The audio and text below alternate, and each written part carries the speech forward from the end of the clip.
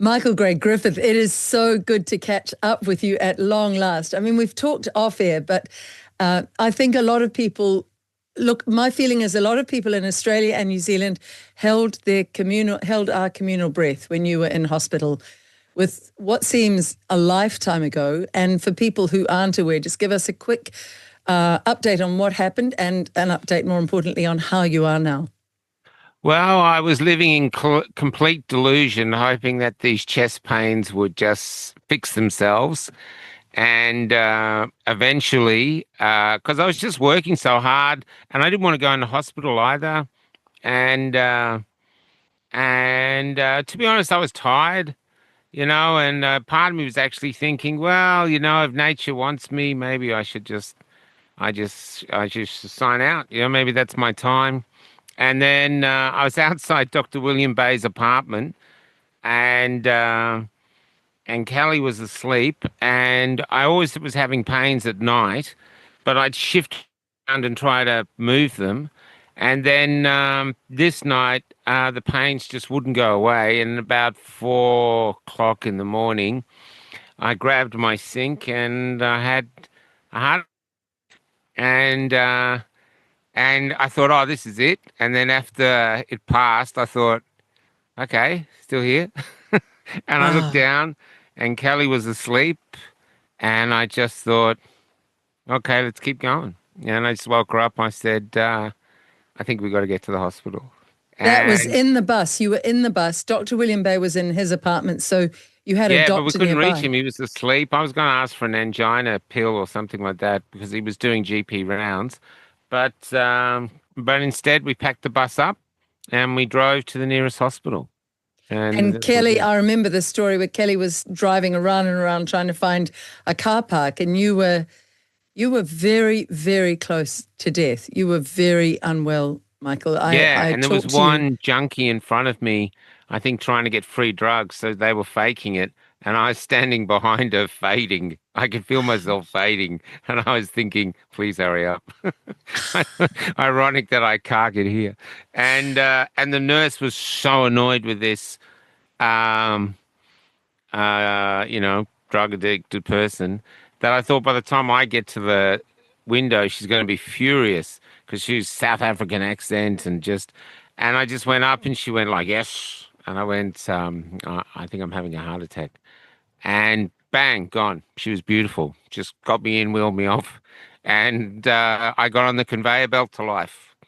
It's incredible. And a lot of us, and you addressed this when you're in hospital, you did some extraordinary writing. You did some amazing, we talked even when you were in hospital. You said, I expected the staff to be what COVID had been, which was brutal and prepared to be heartless and cut people out of the system and not look back, not even care. But you said you found the very opposite, didn't you, Michael? Yeah, well, I thought they'd be a bit standoffish at the very least, but in fact, they were just beautiful. They were just in the trench with us, fighting to keep us alive. All the people that were in my ward or in the different wards I was moved around a lot. But the thing that amazed me the most is we've had 5 years of us basically being an us and them war and spiritual war even. And as far as they're concerned, there's only them. They are unaware that we exist. And I think what happened is if COVID came, you didn't want to take it, but if you did take it and it didn't affect you, then if you did that on a Monday, Tuesday, if you weren't affected, you just got back to your normal life and you just moved on. If you didn't take it, then you were kicked out of society and you began an odyssey, which many of us are still on. Yes. So we've been on these enormous, and it's more than a journey, it's an odyssey. We've had to find strengths, we've been arrested, we've been shot, you've been beaten up by cops. All these things have happened to us, but to them, nothing's happened much. And so they're literally unaware that there's any resistance. And I was always thinking that they were hiding that. But the more I sort of quietly questioned, I remember one nurse we brought up myocarditis, and she's in the cardiac ward, and she just went, Oh, yeah.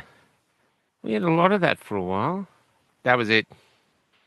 That's what's incredible. Now, I'm talking to midwives who are very attuned, and in the system they're in, they're saying it is vastly different post the jabs. There are Yeah. so many stillbirths. There are so many miscarriages. There are so many mothers suffering in the birthing process. And these women are waking up fast because they've never seen anything like it before. But I would have thought all of the nurses and doctors would have said, yeah, we know something's wrong. But you're really saying a lot of them just, oh, well, Well, that's they what's didn't say it to presenting. me. I Wow. had cafe log on the top of my laptop. They saw it all the time. They didn't say it to me. I never had one. The only thing I had is I had one warder who came in once, and when no one was looking, he looked around and he said, "I saw your video." That was it. That was all I got. That's So the rest of the time, nothing. No. And so yeah, I don't know what to make of it. I only go by what I see and what I saw and what I think. Theorizing like there's all these nurses that had left because they actually asked me. They come up and go, oh, "You live in a bus? Oh, that's so good. I always want to live in a bus. What do you?" And I said, "Yeah, I'm an independent journalist." They go, "Oh, great. And who do you interview?" Well, a lot of doctors and nurses who lost their jobs because they want to take the COVID jab, and they're like, "Oh, there was an nothing. innocence." So I don't know Wow. if it was that ward. They're not in the the ward of where the people have been born, whatever you call it. Sorry, my head's a bit slow at the moment. The maternity ward. So maybe that. Maybe because they do shifts, they don't talk to each other. But all these nurses that got sacked, I think what they do is they sack them brutally. Either they get an email, they don't come back to work, or they just walk out one day, no matter how long they've been on the job, and there's no fanfare, no Yes. card. They're just gone. And then so if you're at the hospital and you have this level of fear that you just live with now, which says stay silent, if in Yes. doubt, shut up. And they go, I wonder where that person's gone. I don't know, but I'm not going to ask. So they just go on. I think that's it more. And I've interviewed, and I bet you have nurses and teachers and doctors who've been in practices for ages who were just got rid of as if their contribution mattered not one jot. Like some of them Absolutely. 30 years. And it Yeah. was another way to brutalize and say you never mattered anyway, and your contribution was never appreciated, which it was, but to those people in the bureaucracy, it didn't. God, it was a brutal time. How Can I how give you one? I'll give you the best antidote, best story of that. It was in that town you came to, Colac, where you came and saw the yeah, brothers play. and saw your So play. there's a tiny little hospital there. A nurse had been working, I think, over 35, almost 40 years, didn't want to take it. At the end of one of her shifts in the evening, she's just going to leave, no fanfare. 30, 40 years in this tiny little town, knows everybody. Outside, there was about 5 or 6 people dressed in white with balloons and thank you for your service cards and stuff like this. And they'd been cleaners, wardies, maybe another nurse or something, just this group to celebrate this woman's life and years of work. And they called the riot squad on them, You are joking. the hospital. So the riot squad turned up to arrest these people. Was this at the height of the madness? 22, Mm. 21, 22. My God, it was brutal. Was Yeah, that it's brutal. that was People under forget it. Daniel Andrews? That was Let's under be Andrews. let's be honest. The reason people don't want to talk about it is because they don't want to face the fact that in an afternoon they became Nazis, Yeah. and they did.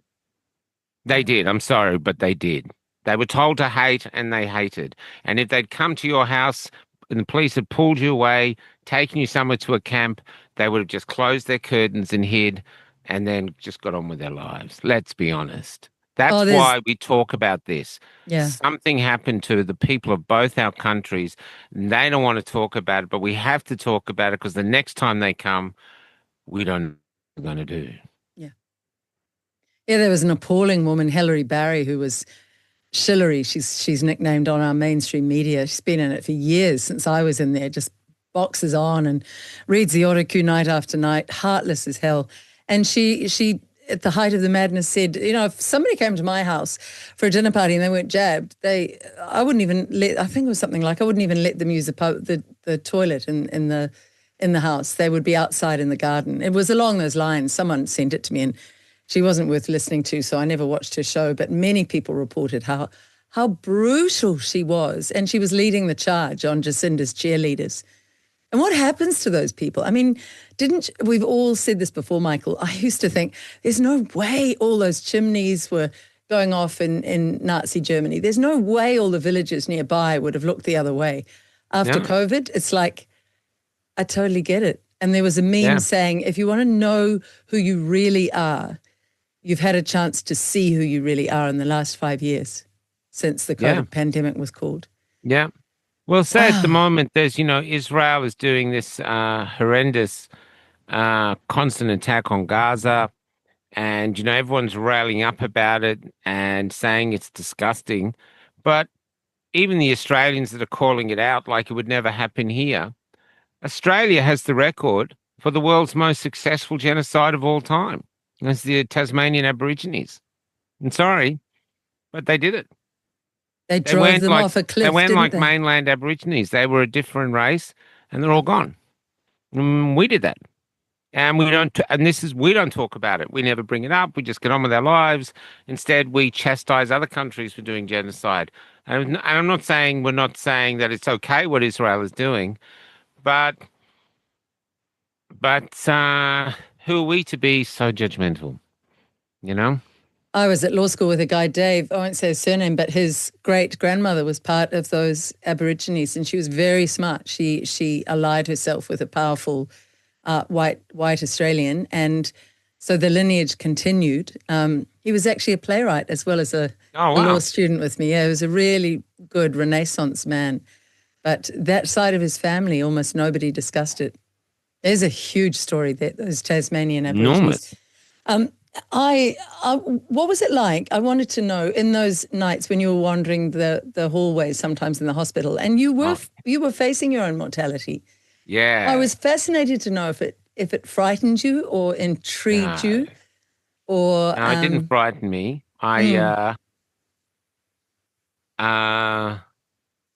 You were just aware of it. I was actually thinking, okay, well, here I am. There's death stalking me. And but the most profound moment was I was just wandering around, and I did get frustrated at one moment. I called my father. I think I did get frustrated, but that was one moment, I think. What was the frustration, Michael? There's just so much hard work, so much to do, so much loss, so much here, and it was all going to end here in this hospital, And but I got past that. I thought, oh, this is just how it is. But then did you have an urge to make peace with him, or to have him see the world through your eyes, or was it? No, Dad and I are good now. We're good. No, I actually reached out to him just as a son to a father, which is a gorgeous thing. Not that he's not. He just is who he is. But it was lovely to chat to him. But I think he was very concerned, and then I walked into this tiny little sort of patient library where patients had left books, and one of the books was A Cancer Ward by Solzhenitsyn. I never heard of the book. And it was really big and really heavy. And I thought, well, I'm not going to spend the last few hours of my life reading Solzhenitsyn. It's too depressing. But I just glanced through it anyway. I need like an Ogden Nash or a Pam Ayres book or something. Anyway, I opened it up, and I came, and it was a profound moment in my life. So there I am. It's about 1 a.m. I can't sleep. Devices just hanging off me. And I open it up, and in it, there's the hero's in a cancer ward. It's the middle of the night, and he's walking the ward, walking the corridors by himself, contemplating his existence. And I was like going, so the correlation just really yeah, it just made me think, oh, well, maybe I'm meant to be here doing this, And so who knows? So That's yeah, I just went with it. the opening scene of your next play that you're going to write. I'm sure that'll be it. But I remember that night, and I remember messaging you, and I know Kelly had been amazing, and Rahana had been contacting. Everybody Yeah. was asking me how was Michael. There was this holding of the collective breath. Yeah. And I think it united a lot of people across Australia too, who'd seen all the days and months and years now of work you've done to get the truth out there. That 832 T-shirt, "The Truth Will Set You Free." Yeah, by Ron. Hey, Ronnie. Thank you, Ron. What a great T-shirt. But this holding of that collective breath, and when you went into the operation the next morning, really, I mean, literally saying those prayers, Michael, because you still have much to do down here. It was interesting. Yeah. You know what was really interesting? Because the Good Friday, I had another heart attack, and I got through that. Was it as bad as the first, or was it?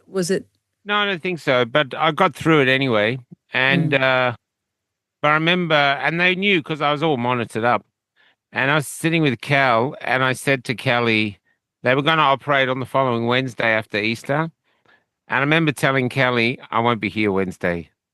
There's no way I'm going to survive to Wednesday. I remember, and I just knew it. I just could tell my body didn't have 4 days left in it. And about a minute later, I suppose, not even that, a nurse came in very concerned and said, "We're moving you to Prince Charles Hospital," or whatever it's called. "They're operating on you tomorrow." And I thought, wow, okay, you're going to fight, I'll fight.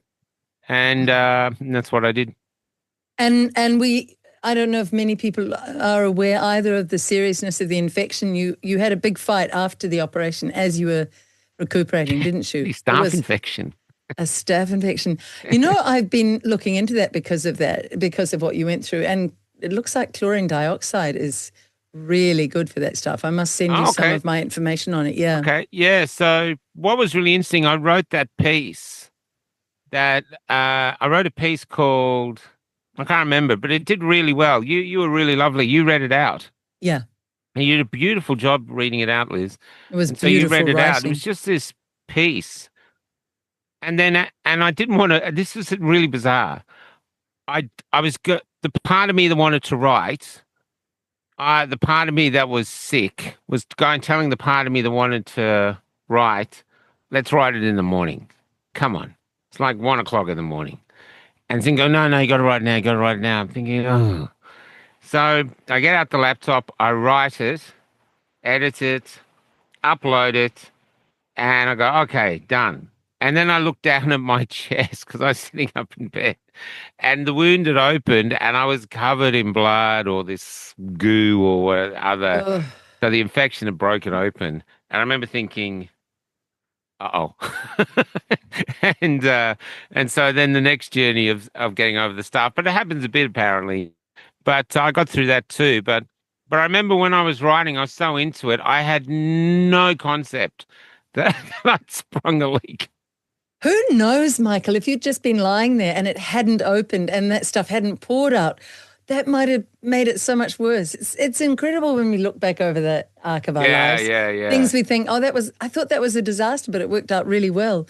So then I kind of just left you and Kelly to go away quietly and recover from this huge number of assaults and dramas I'll tell you something that you've really been facing. Funny. Yeah. You love this. So next to me was a guy who's slightly older than me, but he had a beard, grey hair like me. And I was very polite with the nurses and all the exercises. I was doing all the exercises and I was walking constantly trying to get better.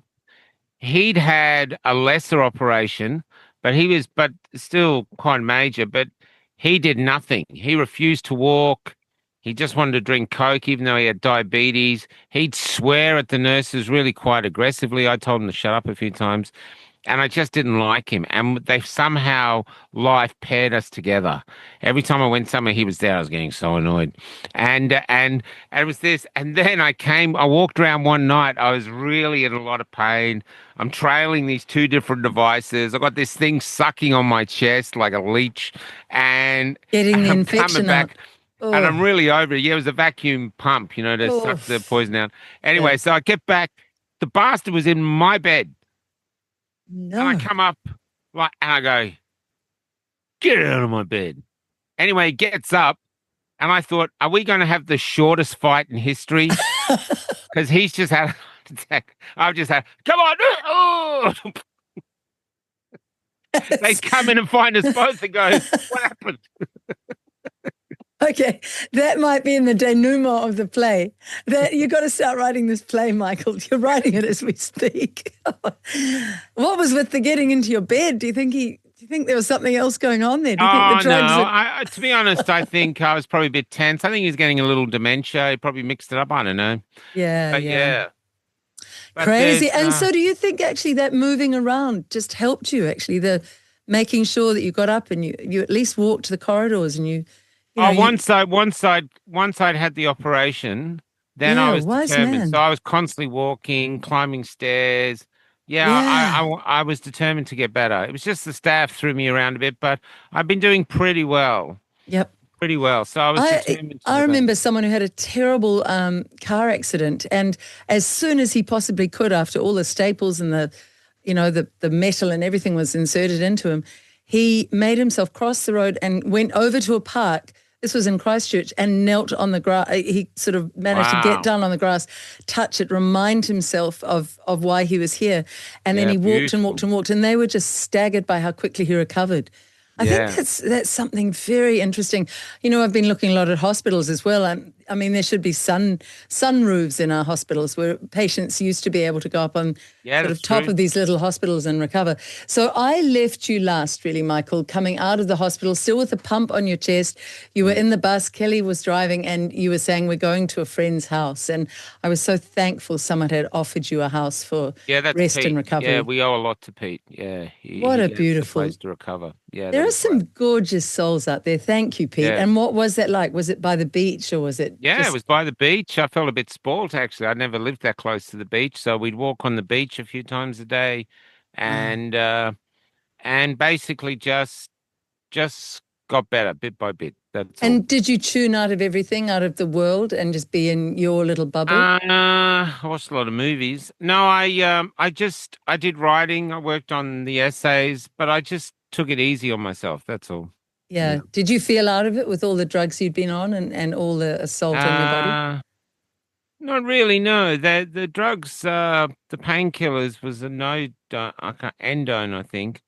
Uh, no, it was just I was more excited to get back to it. Then what you do is you're back. You're going, okay, well, what do you want me to do? You got me back here. Have Yeah. you got a plan, And did he Stan? say, I want you to do nothing? Did he give you a sign, just sit on the beach and get well?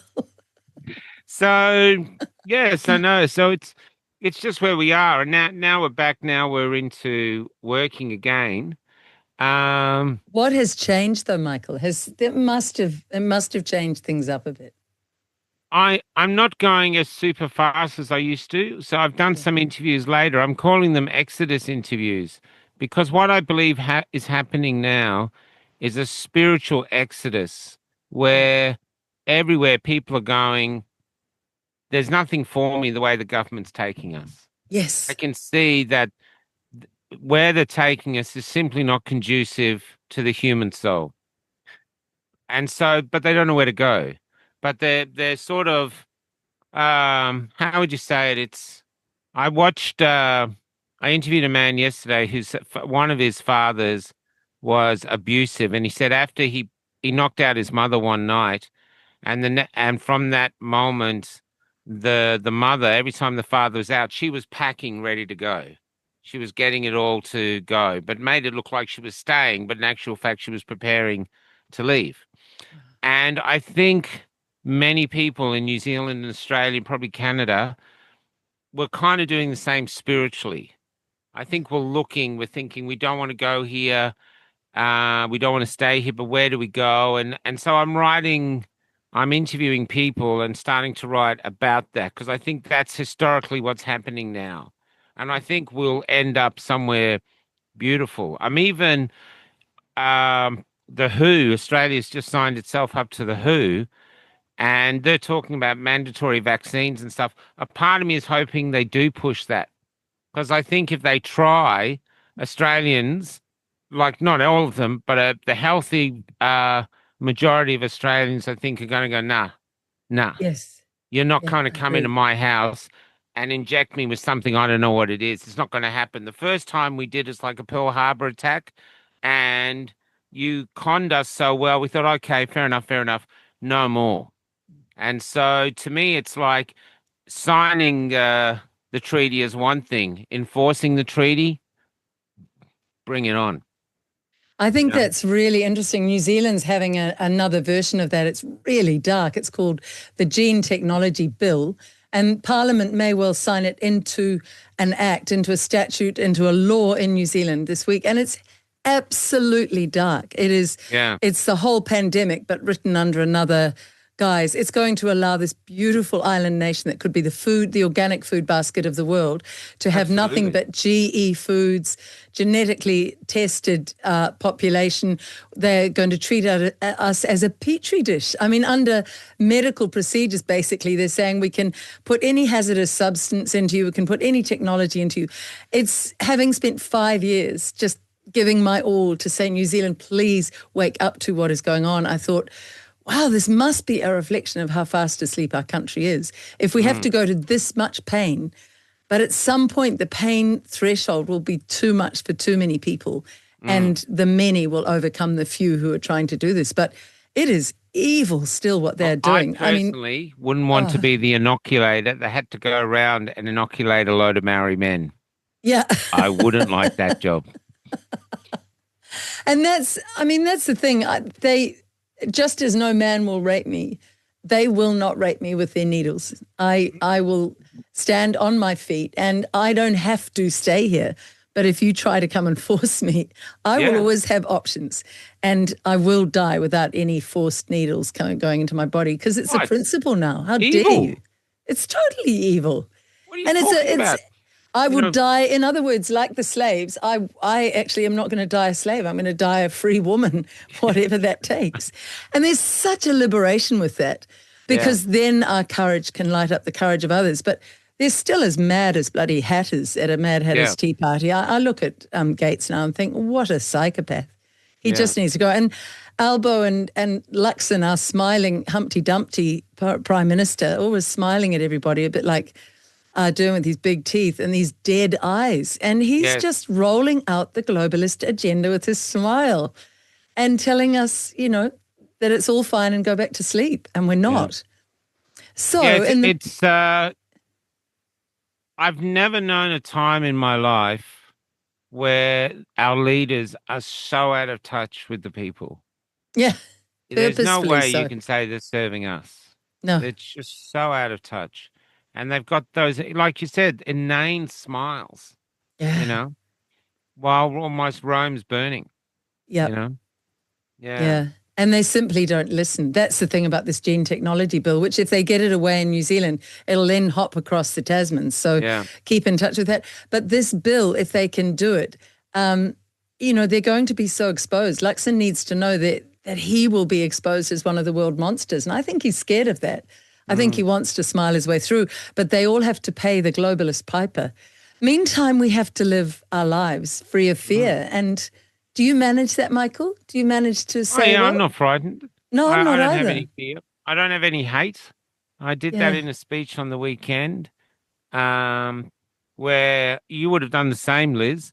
I said that, 5 years ago, I grabbed a microphone and a webcam, and I sailed into a sea of hate. Yeah. There was those hating me, those trying to convince me to hate other people. Everywhere I go, everybody was trying to go either to hate me or get me to hate someone apart from our tribe. And it hasn't worked. I'm here and I don't have any hate. I have grief. I have frustration and despair. I have bewilderment. a lot of that, and yeah, but no hate and no fear. They're not going to do it to me. They'd have to kill me. Kill Yeah. me. You're not going to make me do something I don't want to do because I'm a free man, and that's how I'm going to die. Yeah. How is the freedom movement over in Australia? Because there's been so much division here in New Zealand.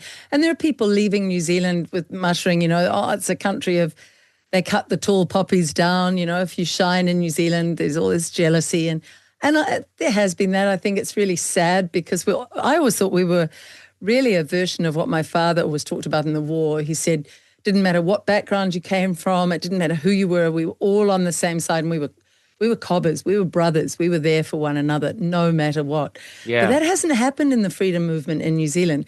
And I talk to people like, Andrew Bridgen in the UK, I talk to Jim Ferguson, he knows also in Ireland, there's a lot of division purposefully put into the freedom movement in each country. And I think that's part of the global agenda. How is it in Aussie as far as you know? Well, strategically, they would have been expecting us to rise up. Yeah. So strategically too, are they stopping for us, Cal? Strategically too, they would have prepared for that. Yeah. We have certain leaders who from the beginning have been able to say the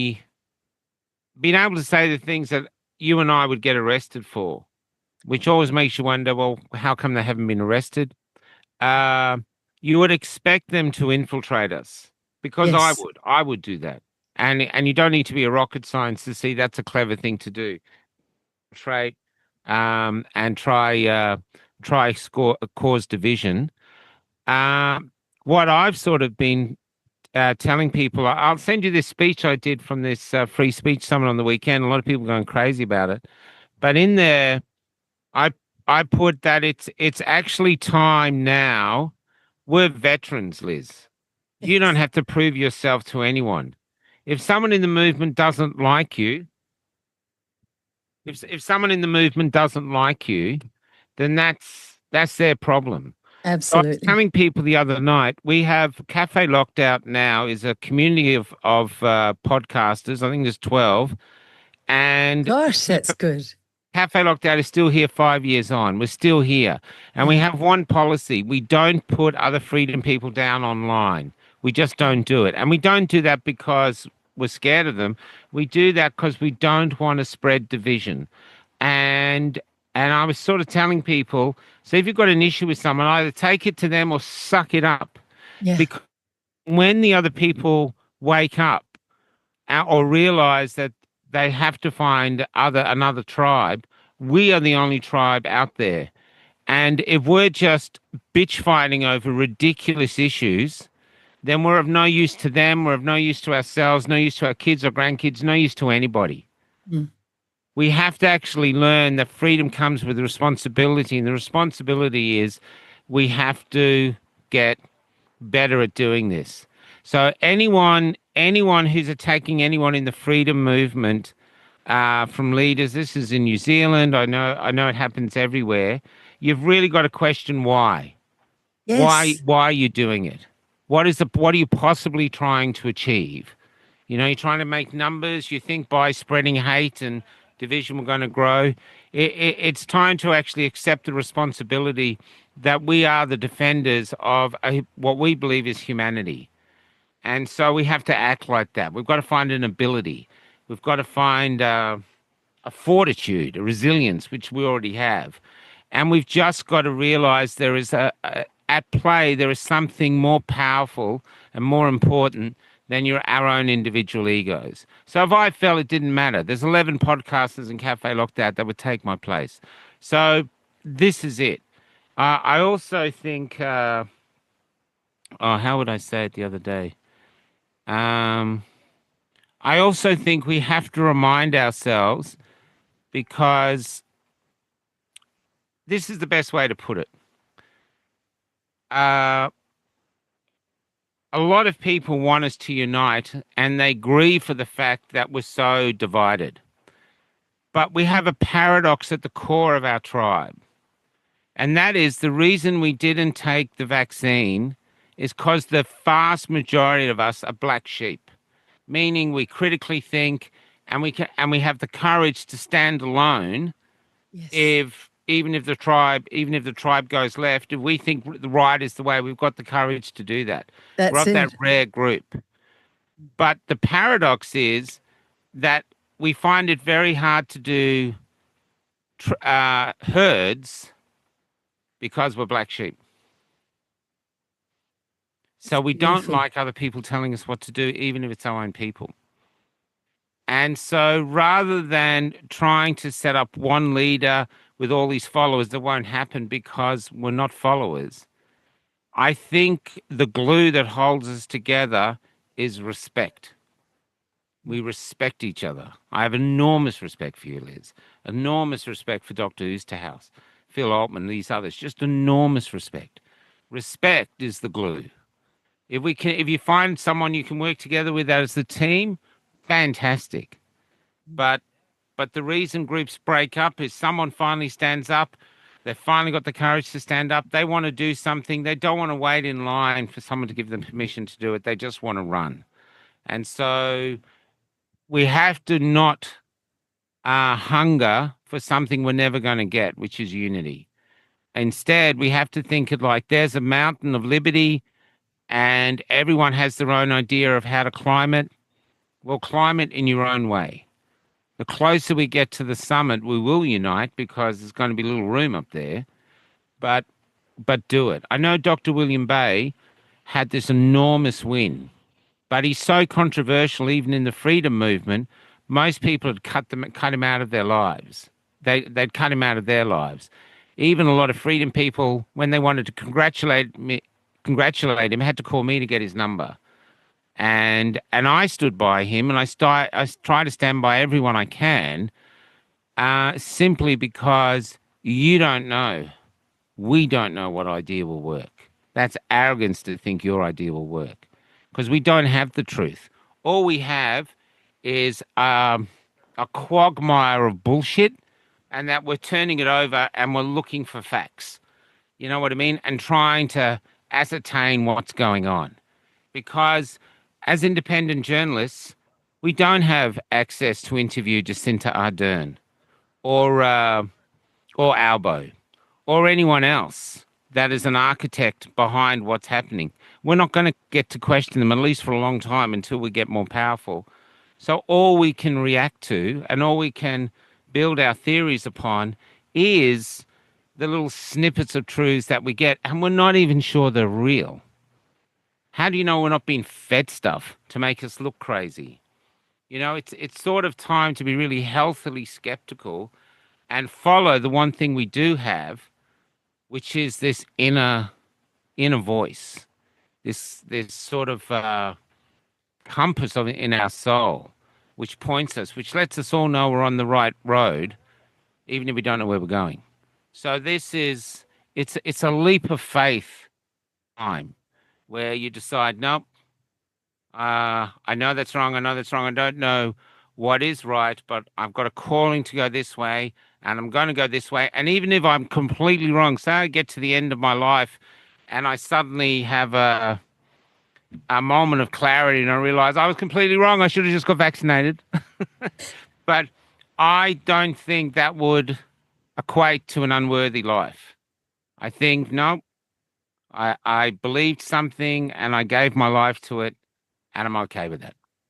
And what happens, what happens. It's my life. I get to choose what I do with it, and I choose to fight what I think is good about humanity and worth fighting for. We've got AI breathing down our neck, even though a lot of us use it as a tool now.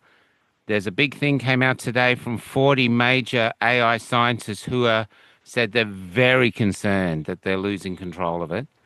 And so they've got AI, and then we got our own leaders who are just vaccine bonkers, and we've got the power stuff, the climate change. We've got all these fronts, and the only real thing we have is this sense inside, this compass, each other.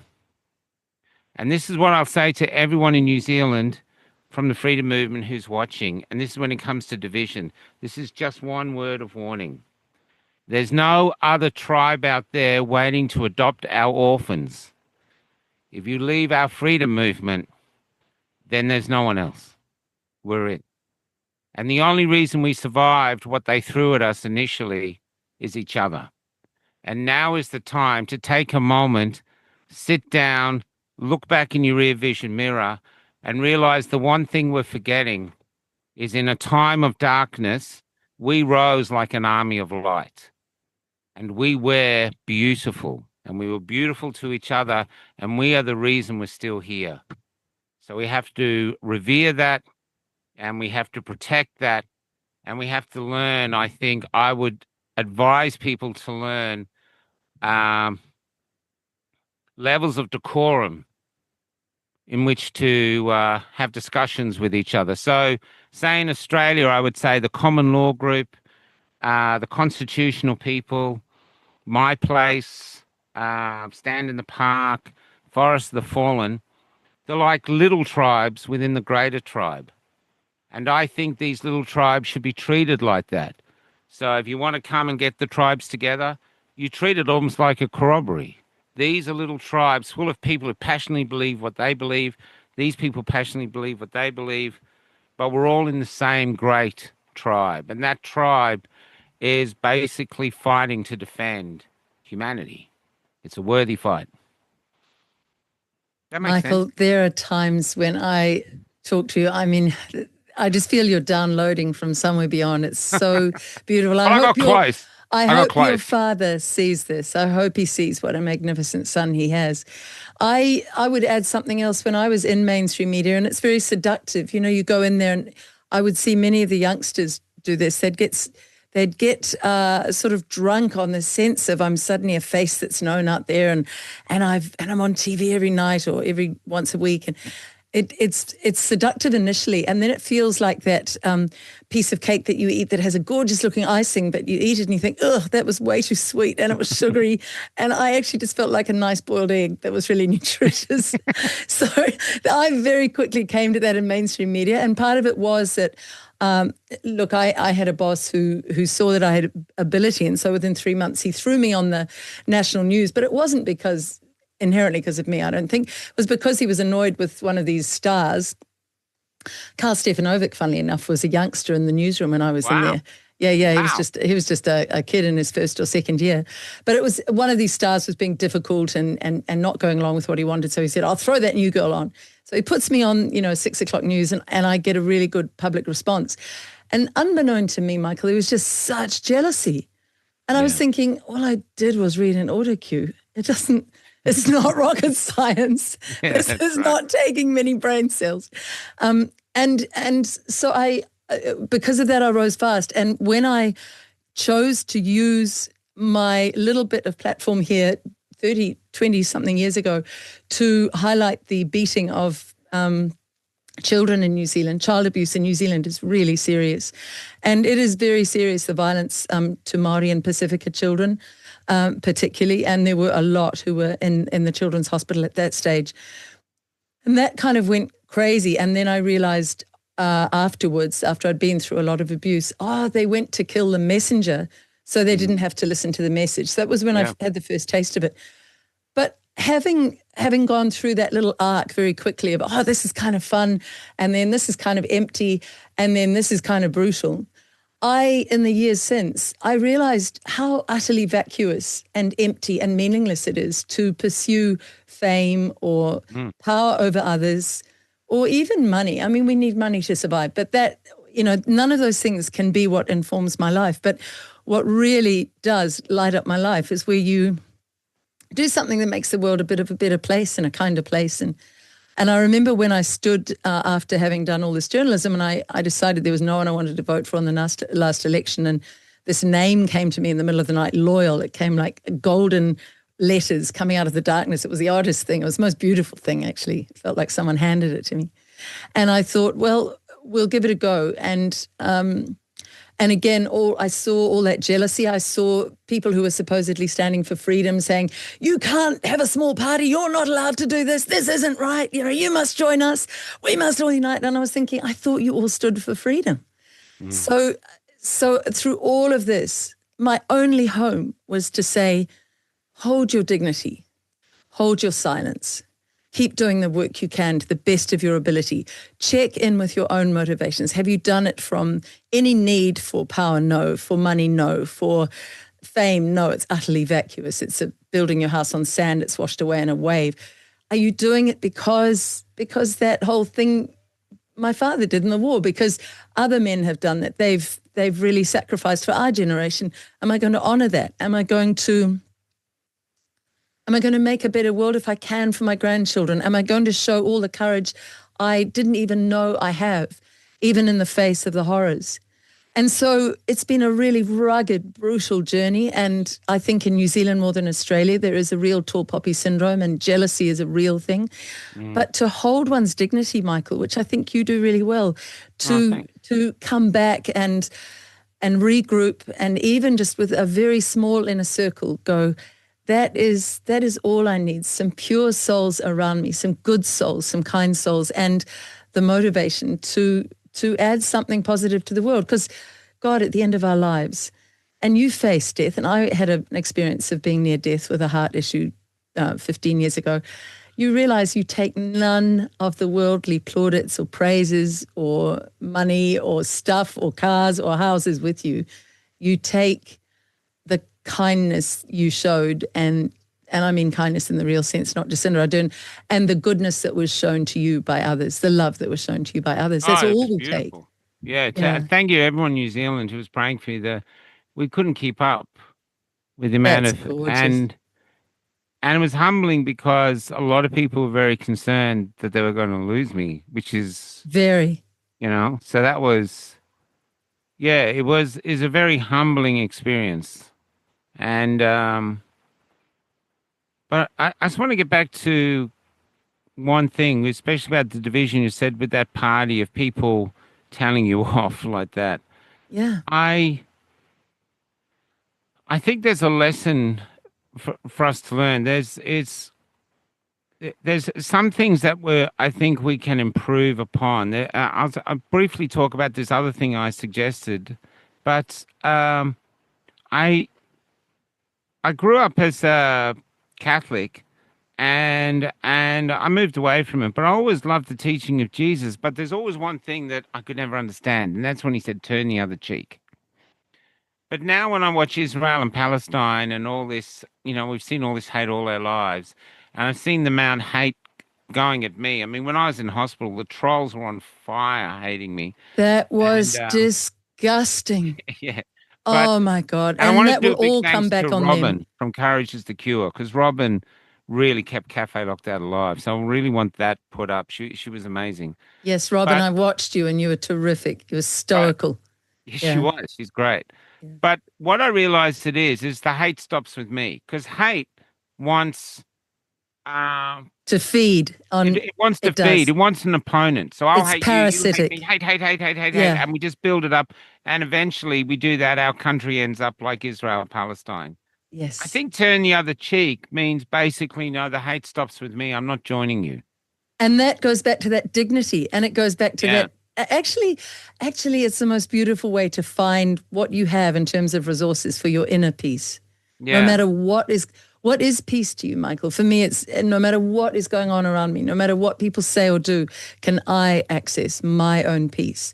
Because it's easy to be peaceful when I've got millions of dollars and I'm in, Hawaii sipping cocktails on the beach, and you and Kelly wander up and I go, hi, isn't life perfect? But it's when we've got no money and people are telling lies and you've done your best and your heart's broken. Can you still access some place that says your dignity and your silence? Enjoy the writing. There's I enjoy the writing of it, and I enjoy the philosophy really more than the writing. I really seriously enjoy trying to understand what's going on at a very simple level. It's very complicated. It can seem overwhelming, but why are people doing it this way? What's the motivation behind it? Yeah, beautiful. What are they trying to achieve? Do people really not care about whether something's a truth or a lie? Do they just think, is it like a game? If a lie gets me more than the truth, should I just go with the truth, go with the lie? Or I don't know. I'm fascinated by people because I've never had a time in my life where I truly didn't understand people. And I've Yes. seen love get defeated by fear, the sort of love that I thought nothing could defeat. But I've seen fear defeat love. And I see a country now beset by silence. People are just defaulting to silence. And I I see this. I think this is a great testing ground. I see people waiting and hoping for a savior to come along. They thought it was Trump, Kennedy, whoever. They're waiting for someone to save them. Where I think this period now, even if it takes a long time, this is the time for humans to save themselves. We've been Yes. lied to for centuries.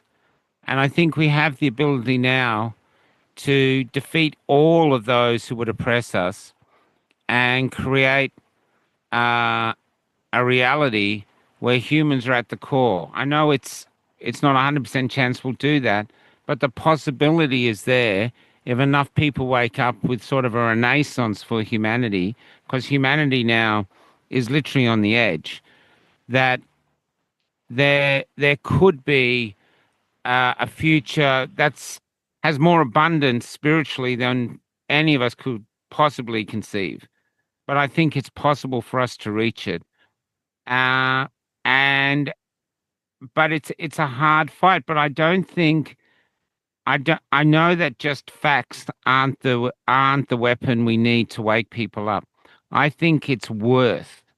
I think it's giving them worth because the future, the WHO and all those are offering people is worthlessness.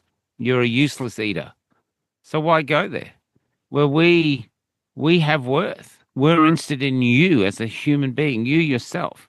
I was telling Dave on Eggs today that I think in life there's various challenges. Your first challenge is to escape the prison guard, which is what will other people think of me? You pick them up in school, and that spirit that you build, that society gives you, just spends its whole life trying to keep you silent or saying things that you think you should say rather than what you want to say.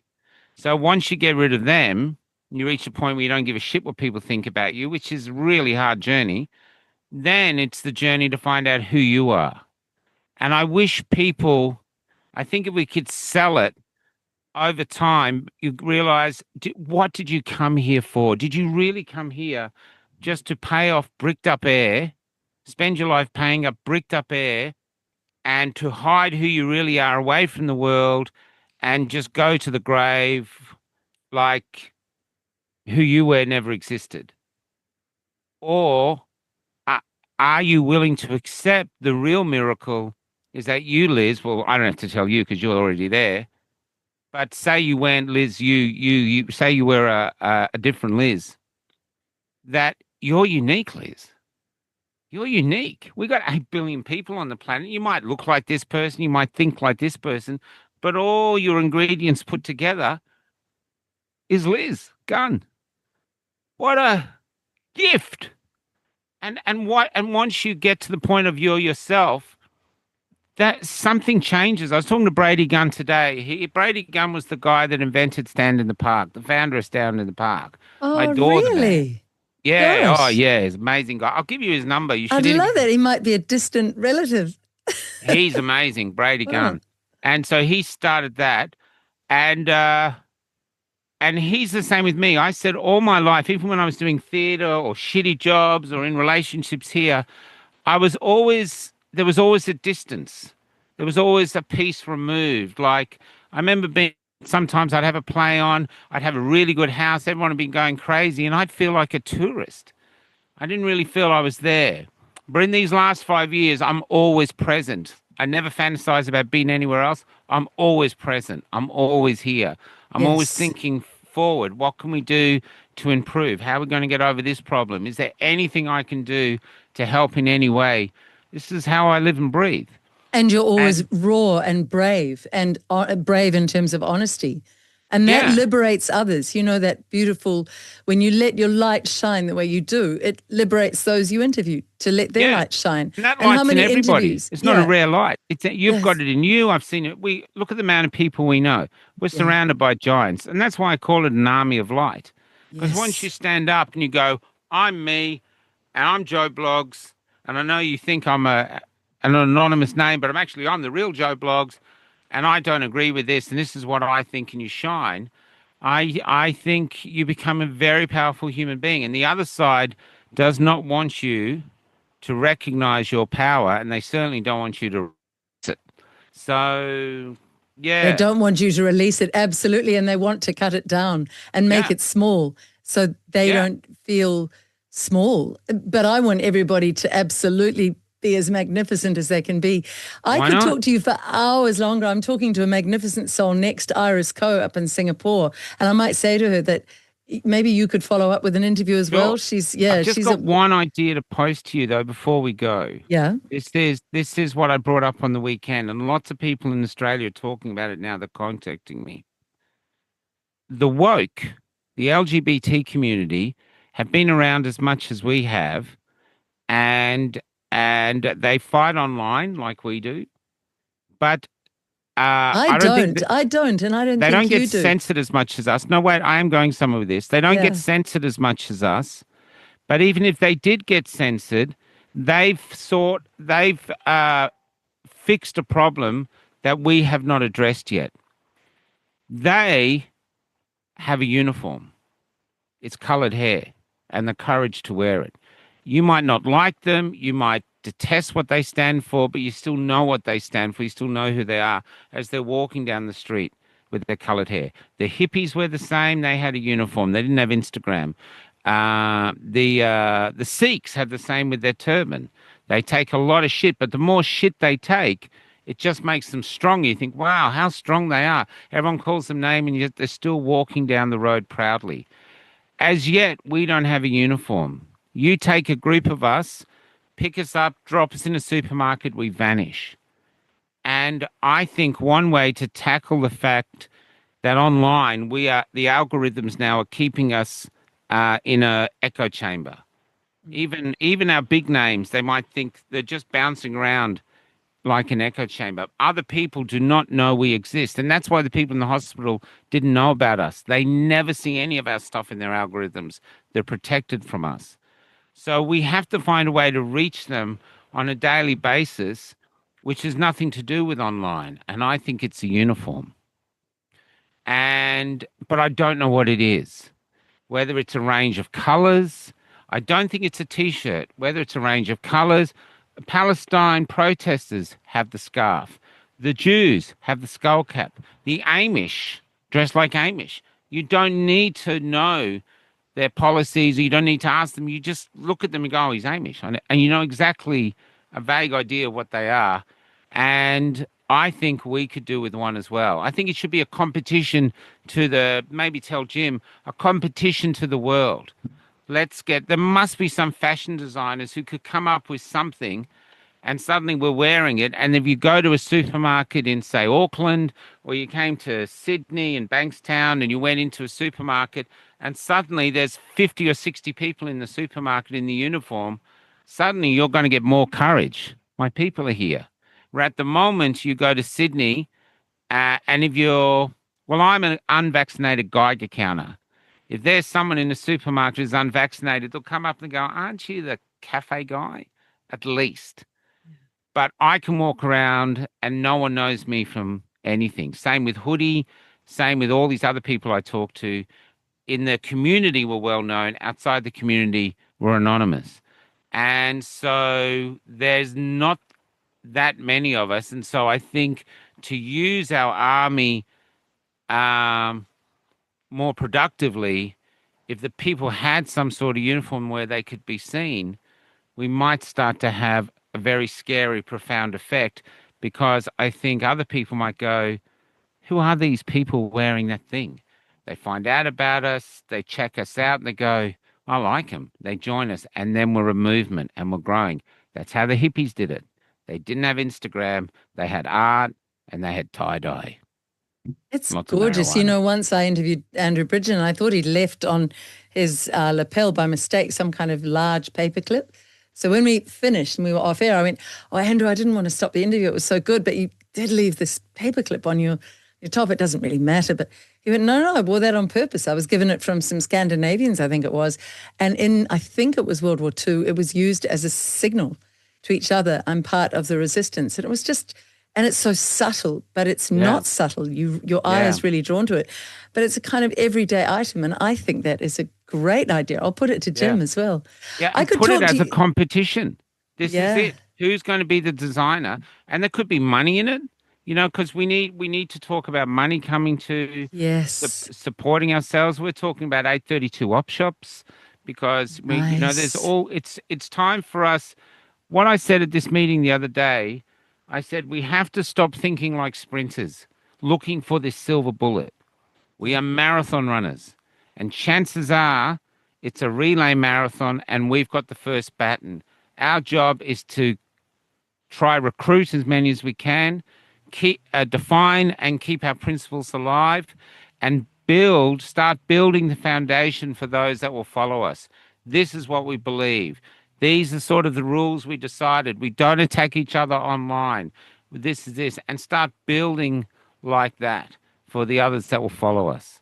And that's a great honor to be that. Even if we're not the ones that will reach the promised land, then through our actions, we can lay down on the road like beacons so those following us can know they're on the right path.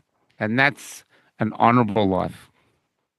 I'm going to put the piece that I read out of yours underneath, but sometimes even with people who aren't supportive of me, I'll read their pieces out just to amplify. Beyond not cutting each other down, let's amplify each other's great work. Yeah.